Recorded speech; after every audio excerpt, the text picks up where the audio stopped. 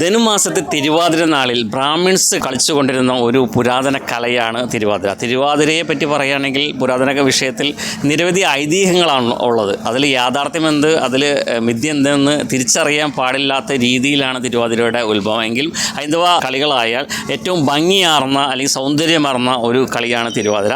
ആ തിരുവാതിര വർഷങ്ങളായിട്ട് പ്രാക്ടീസ് നൽകിയിരുന്ന ടീച്ചറിലേക്ക് നമുക്ക് പോകാം. ടീച്ചറുടെ പേരെന്താ?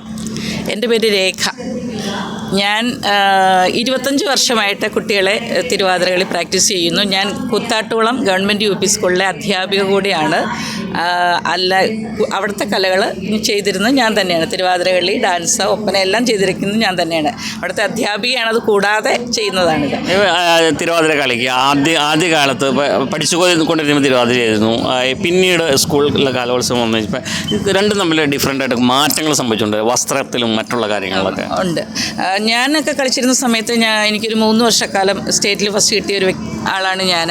പക്ഷെ അന്ന് ഒത്തിരി വ്യത്യാസമുണ്ട്. ഇപ്പം അന്നൊന്നും ഒരു തട്ടുടുക്കലോ അല്ലെ തുളസിക്കതിര് ചൂടലോ ഇതൊന്നും ഇല്ലായിരുന്നു, ദശപുഷ്പം ചൂടലോ. പക്ഷെ അതൊക്കെ ഉണ്ട്. അത് ശരിക്കും തിരുവാതിരയിലൊരു ഇവർ പറയണ ഈ ധനുമാസത്തിൽ തിരുവാതിരയ്ക്ക് ഇവർ അമ്പലത്തിൽ കളിക്കുമ്പോൾ ഈ ദശപുഷ്പം ചൂടി അതൊക്കെ ശരിയായിട്ടുള്ള കാര്യം തന്നെ. അതിലെല്ലാം വന്നിട്ടുണ്ട് ഇപ്പം. പക്ഷേ ഒരു ഇടക്കാലം ശരിക്കും അമ്മച്ചിമാരുടെ ഒരു കളിയായിട്ടങ്ങ് മാറിയായിരുന്നു. പക്ഷേ ഇപ്പോൾ അത് മാറി നല്ല രീതിയിൽ ഇപ്പോൾ ഇവിടെ പെർഫോം ചെയ്ത് തന്നെയാണെങ്കിലും എല്ലാ കുട്ടികളും തിരുവാതിരകളിയുടെ ആ സ്റ്റൈലിലേക്ക് തന്നെ വന്നിട്ടുണ്ട്. വസ്ത്രധാരണത്തിൽ മാറ്റമുണ്ടോ? വസ്ത്രധാരണത്തിൽ മാറ്റം ഇത് തന്നെയാണ്. സെറ്റ് കൊടുത്ത് തന്നെയാണ്. അന്ന് തട്ടുടുക്കുന്നില്ല, പക്ഷേ ഇന്ന് തട്ടുടുക്കണം എന്ന് ജഡ്ജസ് പറയുന്നതുകൊണ്ടാണ് എല്ലാ കുട്ടികളും എല്ലാ ടീമുകളും അങ്ങനെ തന്നെ ചെയ്യുന്നുണ്ട്. മുല്ലപ്പൂ നിർബന്ധമാണോ? നിർബന്ധമാണ്. മുല്ലപ്പൂ തന്നെ നിർബന്ധമാണ്.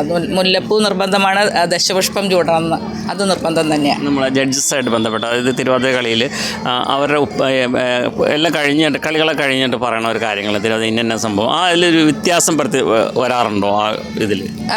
നമ്മളിപ്പോൾ നമ്മുടെ അവിടെ സബ് ജില്ല കഴിഞ്ഞപ്പോൾ ജഡ്ജ് പറഞ്ഞ കാര്യം ഒരു 4-5 കാര്യം വളരെ കറക്റ്റായിട്ടുള്ള കാര്യങ്ങൾ. ഞാനും ജഡ്ജായിട്ട് പോയിട്ടുണ്ട്. അപ്പോൾ അതിൽ ഏറ്റവും പ്രധാനമായി പറയുന്ന തിരുവാതിര കളിക്കുമ്പോൾ അത് ലയിച്ച് കളിക്കണം, പാടി ചിരിച്ച് ലയിച്ച് കളിക്കണം. അതാണ് തിരുവാതിരകളിയുടെ പ്രധാനപ്പെട്ട പോയിൻ്റ് എന്ന് പറയുന്നത്.